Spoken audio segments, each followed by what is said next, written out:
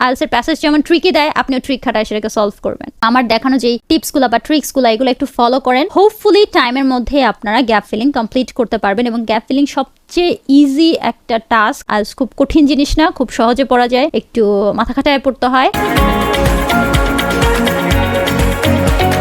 আসসালামু আলাইকুম, আশা করি সবাই ভালো আছেন। আমি একটু অসুস্থ থাকার কারণে আমার ভিডিওটা আসতে অনেক লেট হয়ে গেল, সেজন্য আমি এক্সট্রিমলি সরি।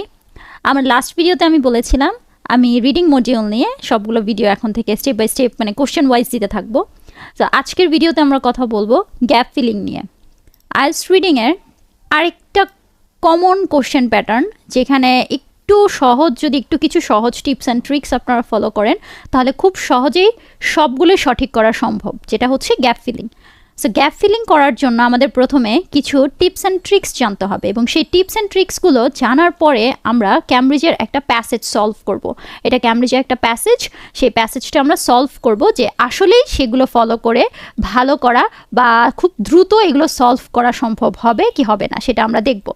আচ্ছা, আগে আমরা টিপস অ্যান্ড ট্রিক্স নিয়ে কথা বলি, মাঝে একটু ছোট্ট ইনফরমেশন দিয়ে দিই। আমার ব্যাচ সম্পর্কে কেউ যদি জানতে চান তাহলে নিচে স্ক্রিনে যে হোয়াটসঅ্যাপ নাম্বার আছে সেই হোয়াটসঅ্যাপ নাম্বারে আপনারা চাইলে যোগাযোগ করতে পারেন। হোয়াটসঅ্যাপ নাম্বার আপনারা টেক্সট দিয়ে রাখতে পারেন অথবা ডিরেক্টলি কলও দিতে পারেন। আমার যে রানিং ব্যাচ সেটা শুরু হয়ে গিয়েছে অলরেডি, জুন থেকে শুরু হওয়ার কথা ছিল, সেটা শুরু হয়ে গিয়েছে। So next batch probably July থেকে শুরু হবে। সেটার জন্য আসলে কবে থেকে অ্যাডমিশন হবে বা অ্যাডমিশনের লাস্ট ডেট কবে থাকবে সেগুলো আমি আপডেট করে দিব, সেগুলো আমি জানিয়ে দিব।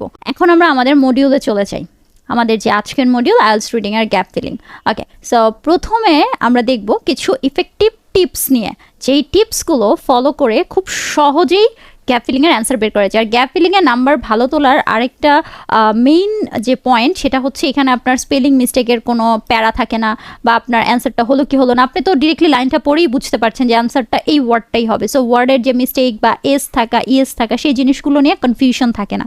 সো খুব সহজেই সেখানে নাম্বার তোলা যায়। এখন গ্যাপ ফিলিং কয়েক ধরনের হয়ে থাকে। কিছু কিছু গ্যাপ ফিলিং থাকে টেবিল আকারে, কিছু কিছু গ্যাপ ফিলিং থাকে নর্মালি যেরকম আমরা ফিল ইন দ্য গ্যাপ করি তেমন থাকে। সো এই সব ধরনের গ্যাপ ফিলিংয়ে আমরা আসলে একই রকমভাবে সলভ করার চেষ্টা করব। যে টিপসগুলো আমি আজকে দেখাবো সেগুলো আসলে সবগুলোর জন্যই অ্যাপ্লিকেবল। প্রথমত আপনাকে ইনস্ট্রাকশনস পড়তে হবে। ইনস্ট্রাকশনস বলতে কোথাকার ইনস্ট্রাকশনস? অবশ্যই প্রশ্নের ইনস্ট্রাকশনস পড়তে হবে। প্রথমে আমরা প্রশ্নের ইনস্ট্রাকশন পড়বো। কেমন? আমি একটু এক্সাম্পল দিয়ে দেখাই। যেমন এখানে কিছু ইনস্ট্রাকশনস দেয়া আছে, রাইট? এটাই হচ্ছে আমার প্রশ্নের ইনস্ট্রাকশন, যে এখানে কি 1 ওয়ার্ডের কথা বলছে নাকি 2 ওয়ার্ডের কথা বলছে, নাকি no more than 2 word, no more than 3 word, নাকি হচ্ছে 1 word and or a number, এরকম অনেক সময় থাকে। সো তখন একটু গেস করতে হয় যে নাম্বারও অ্যান্সারে থাকতে পারে।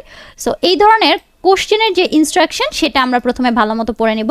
সেই ইনস্ট্রাকশন পড়ার পরে আমরা যেটা করব, আমরা প্যাসেজের হেডিং এবং সাব হেডিং খুব ভালো মতো পড়ব। হেডিং এবং সাব হেডিং পড়ার মূল উদ্দেশ্যই হচ্ছে প্যাসেজটা আসলে কি সম্পর্কে সেটা ভালো মতো মাথায় নেওয়া, সেটা ভালো মতো জানা যে প্যাসেজটা কি সম্পর্কে হবে। তারপরে আমরা পড়ব সেকশনের হেডিং। এই সেকশনের হেডিংটা বলতে আসলে আমি বোঝাচ্ছি ওই যে আমি বললাম যে কিছু কিছু গ্যাপ ফিলিং আসলে টেবিল আকারে থাকে। সো ওই টেবিল আকারে যখন গ্যাপ ফিলিং থাকবে, ওই টেবিলগুলোতে এক একটা সেকশন থাকে, টেবিলের মধ্যে অনেক অনেক সেকশন থাকে।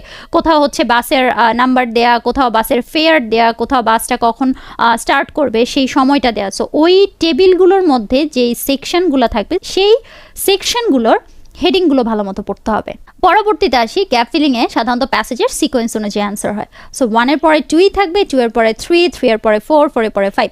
সো সামহাও আপনি যদি 3-এর পরে 5-এর অ্যান্সার খুঁজে পান তখন আপনাকে বুঝতে হবে যে আপনি কোথাও না কোথাও উপরে হচ্ছে 4-এর অ্যান্সার রেখে চলে আসছেন। সো আপনি আবারও ব্যাক করবেন, উপর থেকে 4-এর অ্যান্সার খুঁজে আসবেন।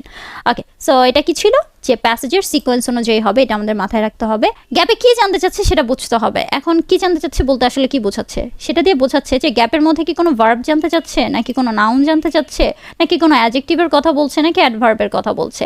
এই জিনিসটা যখন আপনি আইডেন্টিফাই করে ফেলবেন যে গ্যাপের মধ্যে আসলে কোনটার কথা জানতে চাচ্ছে বা কি জানতে চাচ্ছে, তখন অটোমেটিক আপনার মাথায় একটা কি বলে অ্যান্সার একটা গেস করে ফেলবেন আপনি, যে হ্যাঁ অ্যান্সার এটা হতে পারে অথবা এটা হতে পারে। সো যখন আপনি অ্যান্সার গেস করে ফেলবেন তখন আপনার জন্য অ্যান্সার বের করা আরও সহজ হয়ে যাবে। নেক্সট আসি যদি আমাদের প্যাসেজের মধ্যে কোনো নাম্বার থাকে অথবা আমাদের কোশ্চেনের মধ্যে যদি কোনো নাম্বার থাকে, সেই নাম্বার অথবা ডেট অথবা স্ট্যাটিস্টিক্স বলতে আসলে এই ডেট নাম্বার কি বোঝানো হচ্ছে, এই জিনিসগুলো খুব ভালো মতো স্ক্যানিং করে আমরা বের করব। গ্যাপ ফিলিংয়ে আমরা আসলে সম্পূর্ণ প্যাসেজ খুব ভালো মতো বুঝে শুনে একদম মানে ডিটেলস এরকমভাবে পড়ার দরকার নেই। আমরা যেটা করব, আমরা হচ্ছে স্ক্যানিং করব যে আমার যে মেইন কিওয়ার্ড আমি যেগুলো কোশ্চেনে খুঁজে রাখবো, সেই কিওয়ার্ডগুলো আমি প্যাসেজে গিয়ে খুঁজবো যে এই কিওয়ার্ডটা কোথায় আছে। যেই লাইনে আমি কিওয়ার্ড পাচ্ছি সেই লাইনটি আমি ডাবল বার চেক করবো যে হ্যাঁ এই লাইনের মধ্যে আমার অ্যান্সার আছে।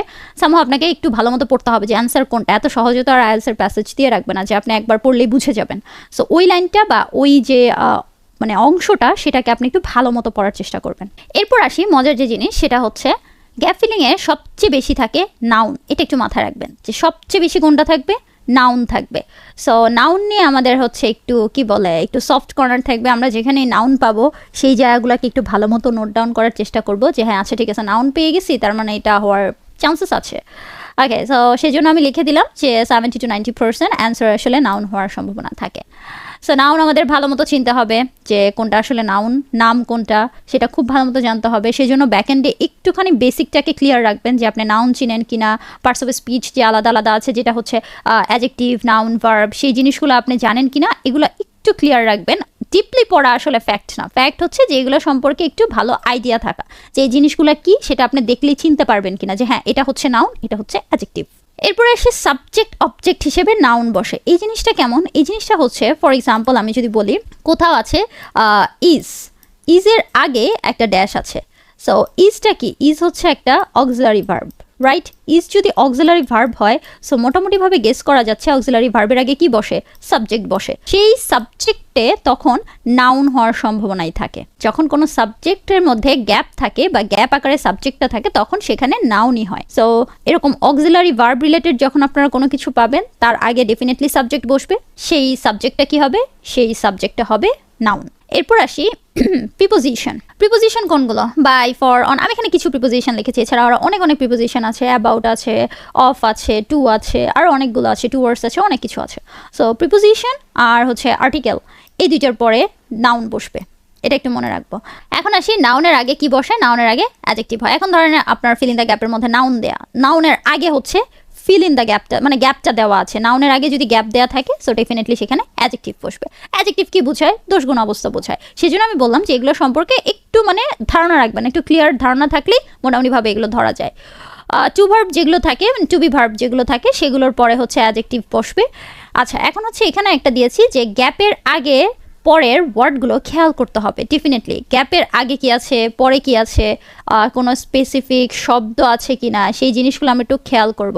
যদি কোনো ভার্ব থেকে থাকে তাহলে সেই ভার্বের সিনোনিম বা সিমিলার ওয়ার্ড খুঁজবো। এখন সিমিলার ওয়ার্ড আপনি কত জানেন, সেজন্য যেটা করতে হবে, আমরা যখন রিডিং পড়বো, রিডিং প্র্যাকটিস করব, তখন নতুন ওয়ার্ডগুলো যখন আপনি খুঁজে পাবেন সেই ওয়ার্ডগুলোর সিমিলার ওয়ার্ড বা সহজ সিনোনিমগুলোকে বের করে করে পেন্সিল দিয়ে সেখানে লিখে রাখবেন, যাতে করে আপনি যতবার প্যাসেজটা প্র্যাকটিস করবেন ততবার আপনার সামনে সেই ওয়ার্ডগুলো আসে, আপনার মাথায় থাকে। মুখস্থ করার তো দরকার নেই, এত ওয়ার্ড মুখস্থ রাখা যাবে না, সো আপনার মাথায় থাকলেই হবে। এরপর আসি প্যাসেজের মধ্যে যদি কমা থাকে অথবা ফুল স্টপ, সো সেগুলোর আগে মোটামুটি অ্যান্সার পাওয়ার একটা সম্ভাবনা থাকে যে ঠিক আছে এখানে কমা দিয়েছে, কমার পরে নর্মালি এক্সট্রা ইনফরমেশন থাকে, আগের যেই তথ্যটা দিয়েছে সেটা সম্পর্কে এক্সট্রা কথাবার্তা বলে, সো সেটার আগেই আসলে অ্যান্সারটা দিয়ে দেয়। সো এক্সট্রা ইনফরমেশন পরে আমাদের যেটা হয় টাইম ওয়েস্ট হয়। দ্যাট বা হুইচ, এই জিনিসটা মজার, যেখানে আপনি দ্যাট হুইচ পাবেন এটা ইটস কাইন্ড অফ ওই কমার মতো। দ্যাট হুইচ মানে কি, তারপরে কিছু হচ্ছে আপনার এক্সট্রা ইনফরমেশন থাকবে। সো সেই দ্যাট হুইচ এই টাইপের শব্দের আগেই অ্যান্সার পাওয়ার সম্ভাবনা থাকে।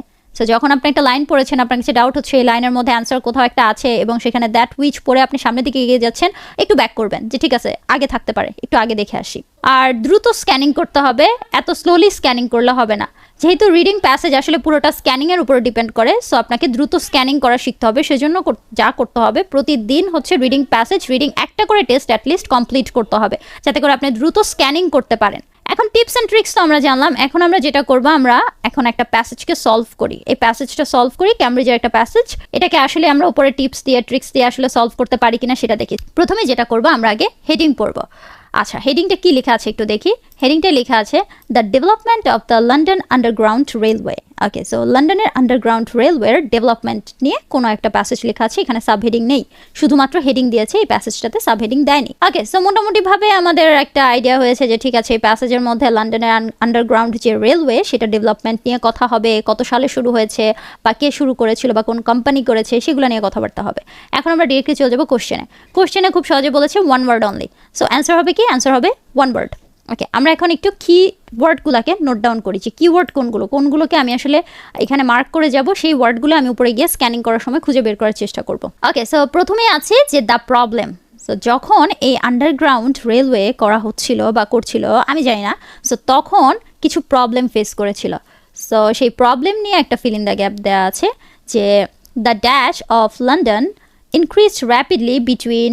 ওকে, সো এই দুইটা সালকে আমরা কিওয়ার্ড ধরতে পারি, যে এই দুইটা সাল আমরা দিব যে the dash of London increased rapidly, কিছু একটা বেড়েছিল লন্ডনের, কিছু একটা কি হয়েছিল? বেড়েছিল। কখন?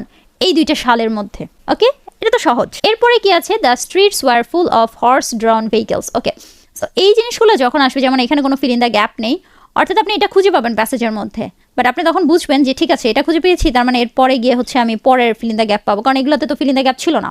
এরপরটা বলেছে দ্য প্রপোজড সলিউশন। ওকে, কিছু একটা প্রপোজ করা হয়েছিল সলিউশনের জন্য, সেটা কি? Charles person, A solicitor, suggested building and underground railway. Building the railway would make it possible to move people to better housing in the dash. এখানে আর্টিকেল আছে, in the dash। এখানে আমার কি ছিল? আর্টিকেল ছিল, রাইট? সো আমি একটু আগে বলেছিলাম আর্টিকেলগুলোর পরে আসলে কি হওয়ার সম্ভাবনা থাকে? আর্টিকেলগুলোর পরে নর্মালি নাউন হওয়ার সম্ভাবনা থাকে। নাউনই আসলে হয়, majority of the time noun হয়। সো একটু আইডিয়া করা যায় যে হ্যাঁ, উপরে গিয়ে আমরা হচ্ছে নাউন খোঁজার চেষ্টা করব, যে building the railway would make it possible to move people. আচ্ছা, পিপলকে মুভ করা টু বেটার হাউজিংয়ের জন্য ইন দ্য ড্যাশ, কোন একটা জায়গার কথা বলছে। A number of dash, again preposition. So প্রিপোজিশনের পরে কি হয়? নাউন হয় normally. So a number of dash agreed with Pearson's idea. পিয়ারসন্সের আইডিয়ার উপর a number of dash agree করেছিল যে হ্যাঁ, আপনি যেটা বলছেন সেটা ঠিক বলছেন। The company initially had problems getting the dash, again article. So এখানেও মোটামুটিভাবে আইডিয়া করা যায় যে ঠিক আছে, ফাইন, এখানেও নাউন হতে পারে। কোম্পানি কি করেছিল? ইনিশিয়ালি হ্যাড প্রবলেমস, তারা মানে শুরুর দিকে কিছু প্রবলেম ফেস করছিল। Getting the dash needed for the প্রজেক্টের জন্য কিছু একটা দরকার ছিল, সেটা পাওয়ার জন্য কোম্পানি অনেক প্রবলেম ফেস করছিল। টাকা পয়সা হতে পারে বা কিছু একটা হতে পারে। Negative articles about the project appeared in the dash.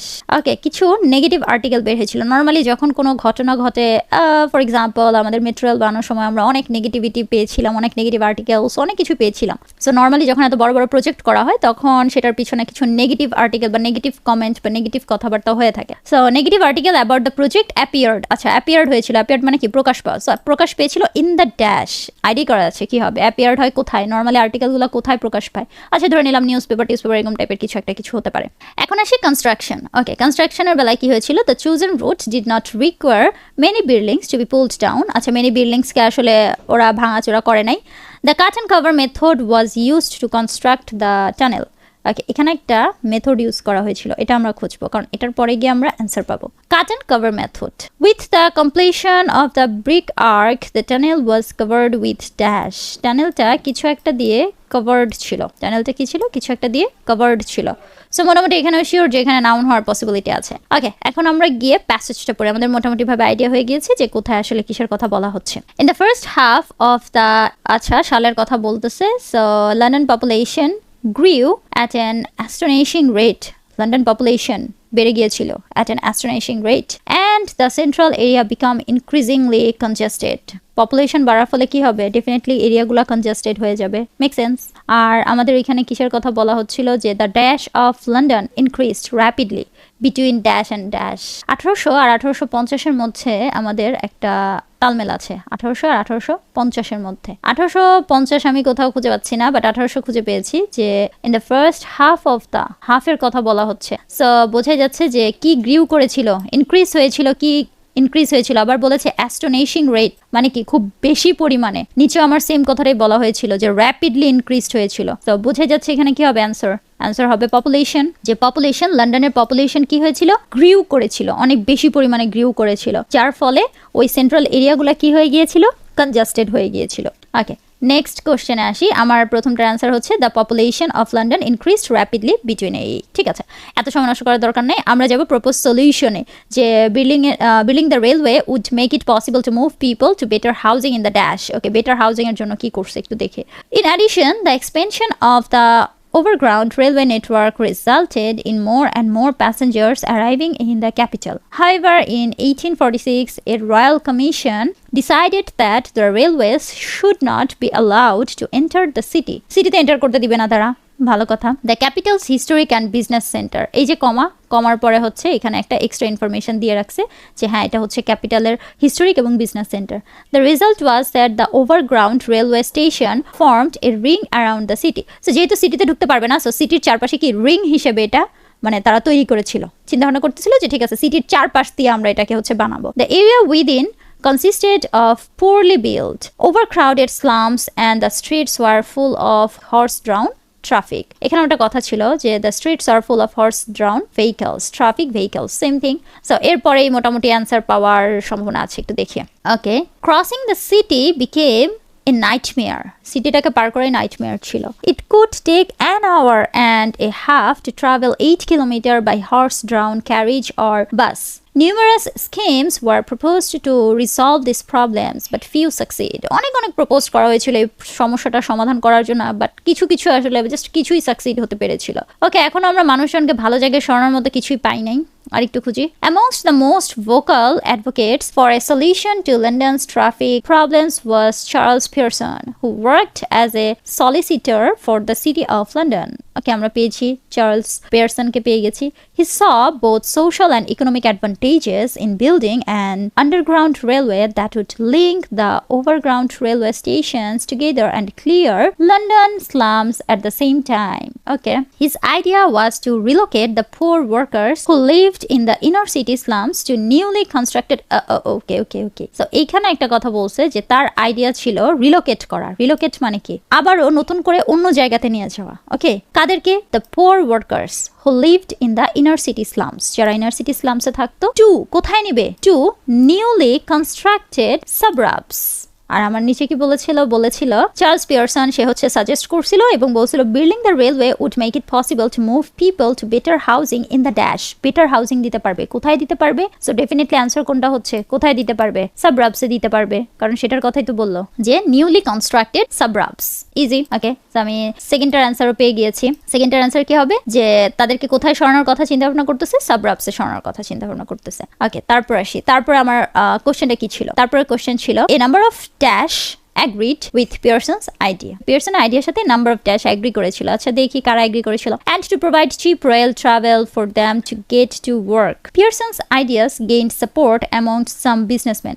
Okay, Pearson's idea কি করেছিল? Support gain করেছিল। কাদের থেকে? Amongst some businessmen. কিছু businessman থেকে সে support পেয়েছিল। So 3 নম্বর অ্যান্সারটা কি হবে? 3 নম্বর অ্যান্সারটা হবে businessmen. A number of dash agreed with Pearson's idea. Pearson's idea সাথে এগ্রি করেছিল কারা? Number of businessman. The company initially had problems getting the dash. আচ্ছা, কোম্পানি কিছু একটা প্রবলেম ফেস করতেছিল। দেখি he submitted a plan to parliament. It was reject করে দিল, but coincided with a proposal from another group for an underground connecting line which parliament passed. মানে অন্য একটা গ্রুপকে আসলে পার্লামেন্ট পাস করে দিয়েছিল, মানে তাদের যে ফাইলটা সেটাকে, সেই প্রপোজালটাকে তারা একসেপ্ট করেছিল, বাট ওটা একসেপ্ট করে নাই। আচ্ছা, the two groups merged and established the metropolitan railway company in August 1854. Okay, so এই দুইটা গ্রুপকে এখন তারা মার্জ করে দিছে। ভালো কথা। The companies plan was two construct an underground railway line from the great. আছে এখানে করবে, ভালো কথা। এজ অফ দ্য হ্যান্ড এগুলো আমার জানার দরকার নাই। কিছু একটা প্রবলেম ফেস করতেছিল, problem and there is difficulty. The organization had difficulty. Okay, কিছু একটা ডিফিকাল্টি পেয়েছিল in raising the funding. Okay, কি করার জন্য? Raising the funding for such a radical and expensive scheme. এই স্কিমটার জন্য ফান্ডিংকে রেজ করার জন্য, অর্থাৎ ফান্ডস পাওয়ার জন্য বা ফান্ডিং এর জন্য তারা কি করতেছিল? ডিফিকাল্টি ফেস করতেছিল, তাদের জন্য প্রবলেম হচ্ছিল যে তারা ফান্ড পাচ্ছিল না। সো গেটিং দ্য কি হবে এখানে? The company initially had problems getting the funding needed for the project. Okay, এখন কিছু নেগেটিভ আর্টিকেল বের হয়েছিল, সেগুলো কোথায় বের হয়েছিল সেগুলো একটু খুঁজি। Not list because of the critical articles বের হয়েছিল প্রিন্টেড বাই দ্য প্রেস। কোথায়? প্রিন্টেড বাই দ্য প্রেসে বের হয়েছিল। সো পরেরটা অ্যান্সার কি হবে? পরেরটা অ্যান্সার হবে অ্যাপিয়ার্ড ইন দ্য প্রেস। ওকে, এখন আমরা যাব কনস্ট্রাকশনে, যে কনস্ট্রাকশনের বেলায় কি কি হয়েছিল। এই যে কাট অ্যান্ড কভার মেথড, উপরে গিয়ে খালি খুঁজি কাট অ্যান্ড কভার মেথড কোথায় আছে, তারপরে গিয়ে আমার পরেরটা অ্যান্সার। টানেল উড কলাপস, আচ্ছা এখানে নাই। Poison by the emission, okay cut and cover method আমার সেটা জানার বিষয়, আমার অন্য কিছু খোঁজার বিষয় না, যেহেতু আমরা স্ক্যানিং করছি। সো স্ক্যানিং করার ক্ষেত্রে আমার যে ওয়ার্ডটা আমি খুঁজে যাচ্ছি সেটাই আমি খুঁজবো প্রথমে। ওকে, এখানে কোথাও নয়। Originally schemed to be completed in 21 months, নাই। এইখানে এটা cut and cover. A trench about 10 meters wide and 6 meters deep was dug. Okay, মেথডটা কি সেটা বলতেছে। The sites temporarily held up with timber beams. Brick walls were then constructed and finally a brick arc was added to create a tunnel. ওকে, একটা brick arc added করা হয়েছিল create করার জন্য টানেলটাকে। ওকে, বলতেছিল এখানে কি টানেলটা কভার থাকবে কিছু একটা দিয়ে। A 2 meter deep layer of soil was laid on top of the tunnel and the road above rebuilt. So আমার লাস্ট অ্যান্সারটা কি হবে? covered with soil দ্বারা কভার্ড থাকবে। Hopefully fill in the gap নিয়ে কনফিউশন থাকবে না। ফিল ইন দ্য গ্যাপ অনেক সহজ। ফার্স্ট অফ অল যেটা করতে হবে, নাউন কোথায় বসবে, অ্যাডজেক্টিভ কোথায় হবে, অ্যাডভার্ব কোথায় হবে, ভার্ব কোথায় হবে, এই জিনিসগুলো একটু খুঁজতে হবে। অ্যান্ড নেক্সট ওয়ান, ভালো মতো স্ক্যানিং করতে হবে, দ্রুত পড়ার যে অ্যাবিলিটি সেটা বাড়াতে হবে, অনেক রিডিং প্যাসেজ পড়তে হবে। আপনার কাছে কঠিন মনে হতে পারে, কঠিন মনে হলে আপনাকে পড়ে যেতে হবে। আপনি যখন কোনো নতুন ওয়ার্ড পাবেন সেটাকে আপনি নোট ডাউন করে রাখেন, সেটার সহজ সিনোনিম বের করে সেটা জানার চেষ্টা করেন যে এটার সহজ সিনোনিম কি হতে পারে, এবং আমার দেখানো যে টিপসগুলো বা ট্রিক্সগুলো এগুলো একটু ফলো করেন। হোপফুলি টাইমের মধ্যে আপনারা গ্যাপ ফিলিং কমপ্লিট করতে পারবেন, এবং গ্যাপ ফিলিং সবচেয়ে ইজি একটা টাস্ক। সো এটাতে চেষ্টা করবেন 100 out of 100 রাখার, যেন একটা কোশ্চেনের অ্যান্সারও ভুল না যায়, যাতে করে আপনাদের মার্কগুলো ভালো থাকে। আমার নেক্সট ভিডিও রিডিং নিয়ে দেওয়ার চেষ্টা করব, লিস্ট অফ হেডিং অথবা প্যারামেট্রিক নিয়ে দেওয়ার চেষ্টা করব। ততদিন পর্যন্ত ভালো থাকেন। কারো যদি কোনো কোশ্চেন থাকে আমার ফেসবুক পেজে নক করতে পারেন। ফেসবুক পেজের নাম IELTS with TONNY, সেখানে আপনারা চাইলে নক করতে পারেন, অথবা স্ক্রিনে যে হোয়াটসঅ্যাপ নাম্বারটা শো করা হচ্ছে সেই হোয়াটসঅ্যাপ নাম্বার আমার ব্যাচ সম্পর্কে বা প্রাইভেটলি পড়া সম্পর্কে বা আদার্স কোনো ইনফরমেশন সম্পর্কে জানতে হলে সেখানে নক দিতে পারেন। ভালো থাকেন। Fight with your fears until you succeed. ভালো মতো ফাইট করেন। আইএলটিএস খুব কঠিন জিনিস না, খুব সহজে পড়া যায়, একটু মাথা খাটায় পড়তে হয়। আইএলটিএস এর প্যাসেজ যেমন ট্রিকি দেয়, আপনিও ট্রিক খাটায় সেটাকে সলভ করবেন। ভালো থাকেন। আল্লাহ হাফেজ।